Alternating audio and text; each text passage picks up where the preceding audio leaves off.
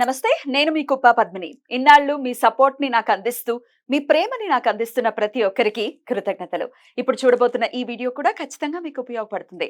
Like, share and subscribe చేసి మీ ఇష్టాన్ని అలాగే మీ సపోర్ట్‌ని నాకు అందించండి. అలాగే ఈ వీడియో పట్ల మీ అభిప్రాయాన్ని కామెంట్ సెక్షన్‌లో కామెంట్ చేసి నాకు తెలియజేయండి. నమస్తే. అయితే ఈ మత మార్పుల గురించి మీరు అందులో నుంచి బయటకొచ్చారు కాబట్టి రీసెంట్‌గా కూడా నాకు కొన్ని నేను జనరల్‌గా మాట్లాడుతూ ఉంటాను. భక్తి ఛానెల్ నేను రన్ చేస్తున్నాను కాబట్టి. నాకు ఒక కాల్ వచ్చిందండి. ఒక ఆవిడ ఆవిడ ఇక్కడ స్టేట్స్ నుంచి కాల్ చేశారనమాట. సో వాళ్ళ మదర్ పరమ రామ భక్తురాలు. ఆవిడని మార్చేశారు. ఇలాగే మీలానే మీ ఇట్లా మేనత్తలో ఎవరో రిలేటివ్సే అనమాట. కంటిన్యూస్ ఫాలో అప్ చేస్తూ ఆవిడ బుర్ర తినేసి లిటరల్లీ ఆవిడని మార్చేసి, ఇప్పుడు పిల్లలు కూడా నువ్వు చెప్పినటువంటి మాట వినట్లేదు కాబట్టి నువ్వు పిల్లలతో మాట్లాడొద్దు, పిల్లలకి భర్తకి నీకు అసలు సంబంధం లేదు అన్నది నింపి బుర్రలో నింపి ఇప్పుడు వాళ్ళు మాట్లాడుకోకుండా ఆ బిడ్డ మిస్ అవుతోంది. నా తల్లి నాతో మాట్లాడట్లేదు, లేకపోతే ఎట్లా మాకేంటి పరిష్కారం అని చెప్పి ఆవిడ రీసెంట్ టైమ్స్ లో నేను విన్నది. ఇట్లా చాలా మంది ఉన్నారండి, స్టక్ అయిపోయి ఉన్న వాళ్ళు, లేకపోతే ఫ్యామిలీస్ చాలా ఇబ్బందులు పడుతున్న వాళ్ళు. వాళ్ళకి ఏంటండి మార్గం ఏంటి? ఇక్కడ నేను ఒక ప్రశ్న అడుగుతాను మిమ్మల్ని. ఇప్పుడు వాళ్ళు ఎలా తల్లికి పిల్లల నుండి దూరం చేశారు కదా, దీనికి మూలం ఏంటనుకుంటున్నారు మీరు? ఏమై ఉండొచ్చు? వాళ్ళు వీక్ మెంటాలిటీ అనుకోవచ్చు. ఎవరు వీక్ మెంటాలిటీ? అంటే ఎవరైతే మారారో వాళ్ళదా? కాదు కాదు, మార్చే వాళ్ళు స్ట్రాంగా? మార్చే వాళ్ళని ప్రేరేపించేది ఏంటి? తబ్బా బైబిల్. బైబిల్ అంటే నేను ఆ విషయం డీటెయిల్ గా చెప్తే అసలు దేని మీద పని చేస్తున్నా, ఎందుకోసం పని చేస్తున్నా మీకు అర్థమైంది. ఇక్కడ యేసు గురించి మీ అభిప్రాయం ఏంటి? అంటే రెండు ప్రశ్నలు నేను కూడా అడుగుతాను మిమ్మల్ని. నాకు కృష్ణుడి గురించి అడిగితే ధారాళంగా చెప్పగలను, కానీ ఐ హావ్ నో ఐడియా. అందుకే మేము పని చేయాల్సిన అవసరం ఎంత ఉందన్నమాట. యేసు గురించి మీకు తెలియదు. ఇప్పుడు వాళ్ళు ప్రచారం చేసిన ఒక 4-5 వాక్యాలు ఉంటాయి. నిన్ను వలె నీ శత్రువు నీ పొరుగువారిని ప్రేమించు, నీ శత్రువుని కూడా ప్రేమించు. గోడల మీద 4-5 వాక్యాలు రాస్తారు. కానీ ఒరిజినల్ గా బైబిల్లో ఉండే యేసు గురించి మీరు తెలుసుకుంటే షాక్ అవుతారు. యేసు ఏమంటాడంటే, నా దగ్గరకు వచ్చి నీ తల్లిదండ్రులను కనుక నువ్వు ద్వేషించకపోతే నాకు శిష్యుడు కాదు నువ్వు అంటాడు. ఇది బైబిల్లో ఉందో లేదో పాస్టర్ కదా, ఇది ఓపెన్ గా వీడియోలో వెళ్తుంది కదా, ఇది తప్పని పాస్టర్ చెప్పమనండి. ఇది ఏ ఒక్క పాస్టర్ అయినా ఏ గోడ మీద రాశాడా? నా దగ్గరికి వచ్చి నీవు నీ తల్లిదండ్రులను ద్వేషించకపోతే నాకు శిష్యుడు కాదు, ఏ పలానా మత్తయి సువార్త యేసు అని రాయాలి కదా. ఎందుకు రాయరు? కృష్ణుడివి రాముడివి లేనివి కూడా రాస్తారు కదా, క్రియేట్ చేస్తారు కదా. యేసు ఎందుకు దాచేస్తున్నారు? కృష్ణుడిని రాముడిని లేనివన్నీ తీసుకొచ్చి విమర్శించినప్పుడు యేసుని దాచిపెట్టుకుని మీకు నచ్చినవి ప్రచారం చేస్తారా? ఇప్పుడు సరే, మీరు చెప్పిన పాయింట్కి వస్తాను. ఆ తల్లిని బిడ్డలకి వేరు చేశారు కదా, దానికి ఈ వాక్యం చూపిస్తారనమాట. అంటే నీ ఫ్యామిలీలో ఎవరైనా సరే, నీ రక్తం పంచుకు పుట్టిన బిడ్డలైనా, నీకు జన్మనిచ్చిన తల్లిదండ్రులైనా, మన దేవుడికి అనుకూలంగా లేకపోతే వాళ్ళని వదిలిపెట్టేయి.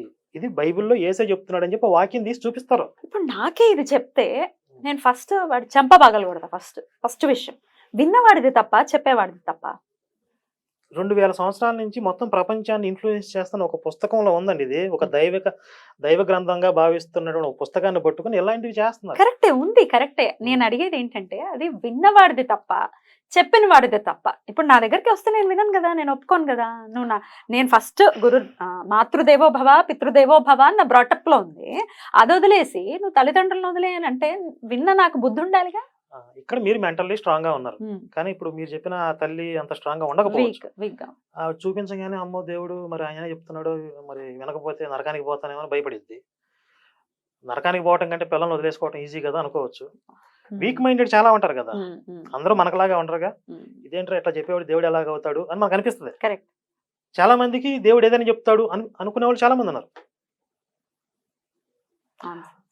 కాబట్టి ఈ నీడ్ ఏదైతే ఉందో, అదర్ సైడ్ ఆఫ్ జీసస్ అని చెప్పి ఒక పుస్తకం రాశాను నేను. ప్రపంచానికి తెలియని యేసు, తెలియకుండా ఎందుకు మిగిలిపోయాడు బైబిల్లో? పాస్టర్లు చెప్పట్లేదు కాబట్టి ఇప్పుడు నేను చెప్తున్నా.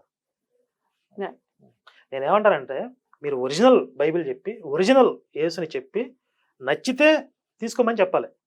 ఉన్నవి దయచేసేసి లేనివి క్రియేట్ చేసి హిందుత్వం మీద ద్వేషాన్ని నూరిపోసి మతాలు మార్చి, మతం మార్చిన తర్వాత వాళ్ళకి వచ్చే బెనిఫిట్స్ మీరు మా వీడియోలు చూస్తారు కాబట్టి మీకు తెలిసే ఉంటుంది. అంతే కదా. 10% దశమ భాగాలు విన్నారు కదా.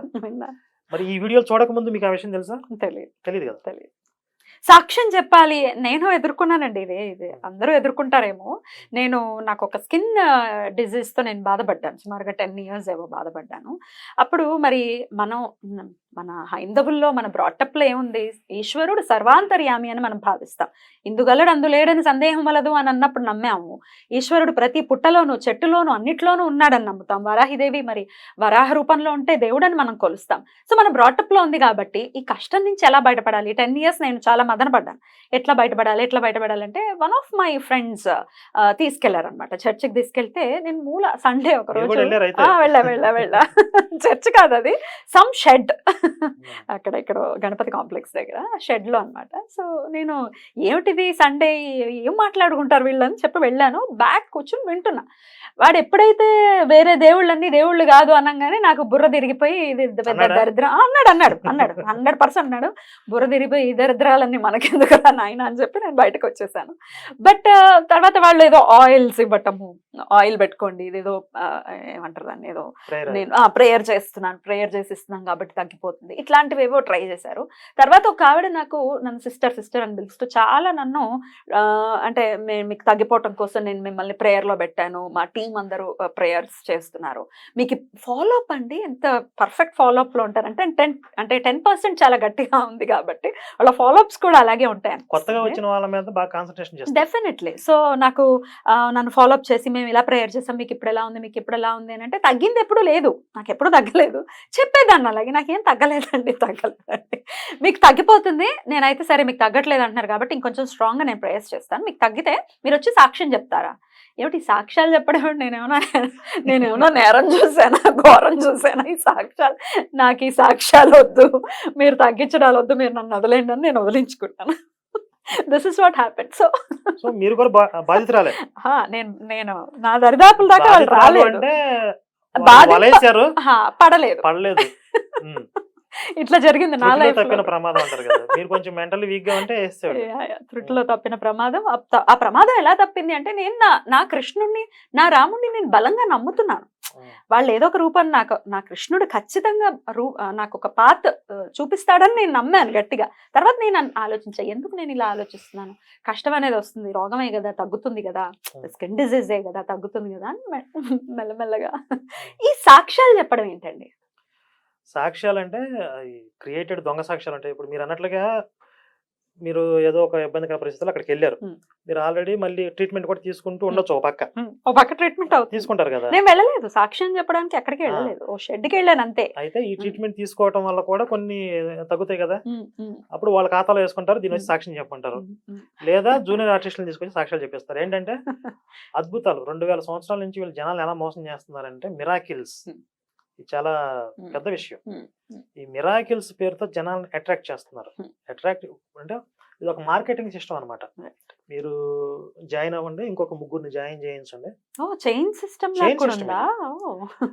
దానికి ఎలాంటి ఎరేస్తారంటే పరలోకమందు నీ ప్రతిఫలం అధికమగును. అసలు ఏంటి ఆ పరలోకంలో ప్రతిఫలం ఎలా ఉంటుందో, అధికమయ్యేది ఏంటి నాకు అర్థం కాదు ఇప్పటికే. ఉండేది ఒకటే స్వర్గం అన్నట్టుగా చెప్తారు.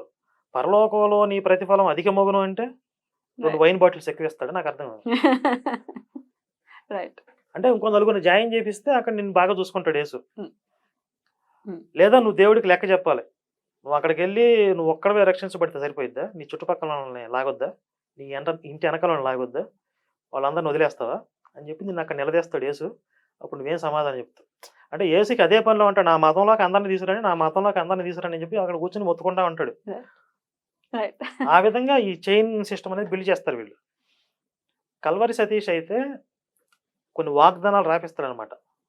దాంట్లో ఒక వాగ్దానం ఏంటంటే ప్రతి నెల దేవుని మందిరానికి ఒక కొత్త వ్యక్తిని నడిపిస్తానని చెప్పి ప్రామిస్ చేయాలి. అందరూ నెలకు ఒక మతం మార్చాలి, ప్రతి నెల క్రమం తప్పకుండా దశంభాగాలు చెల్లిస్తా అని చెప్పి ప్రామిస్ చేయాలి,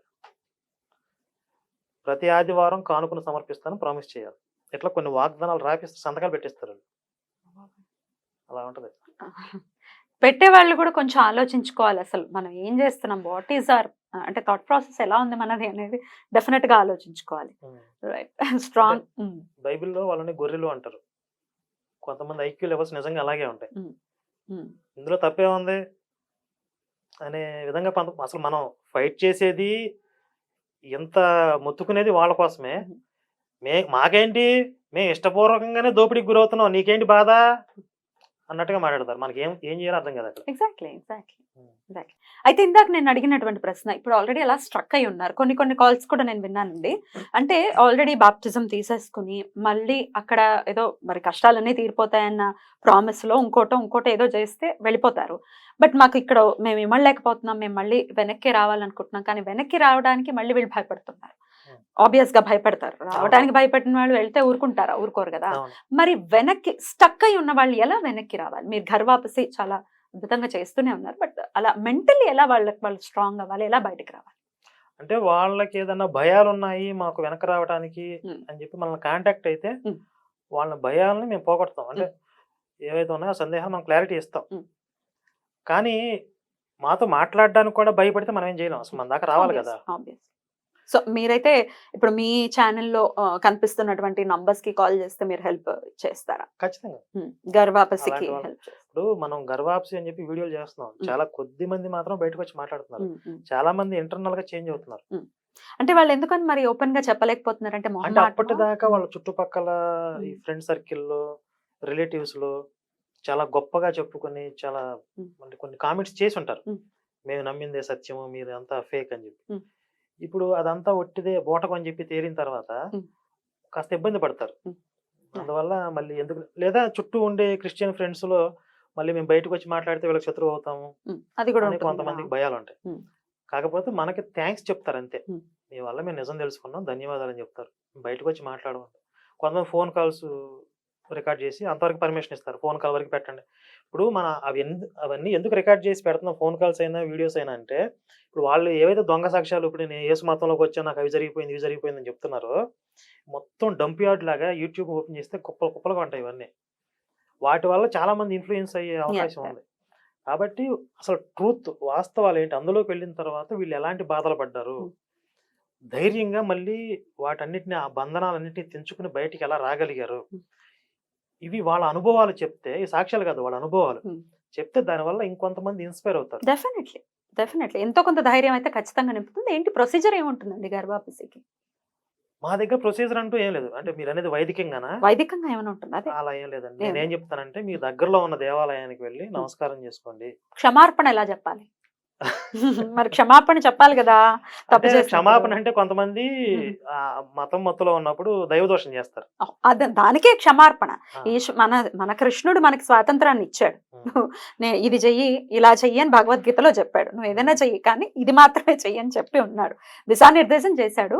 కానీ ఇలా మీరు అన్నట్టుగా దైవదూషణ చేసినప్పుడు మన మనసు చెప్తూ ఉంటుంది, ఆనాడు ఇలా తిట్టావు, మళ్ళీ వచ్చి మరి స్వామిని మొక్కటం అంటే అదేం ఆషామాషి విషయం కాదు కదా. ఎలా క్షమాపణ చెప్పాలి స్వామికి? అంటే ఏ స్వామిని తిట్టారో ఆ దేవాలయానికి వెళ్ళి మనస్ఫూర్తిగా క్షమాపణ చెప్పమని చెప్తాను. అంతకు మించి మనం చేసేది ఏం లేదు. ఇప్పుడు మన దైవం, మన దేవుడు అంతా. ఇలాంటి వాళ్ళని ఇంటర్వ్యూ చేస్తుంటా అంటే బాలకృష్ణ లెవెల్లో డైలాగ్ చెప్పారు మీరు.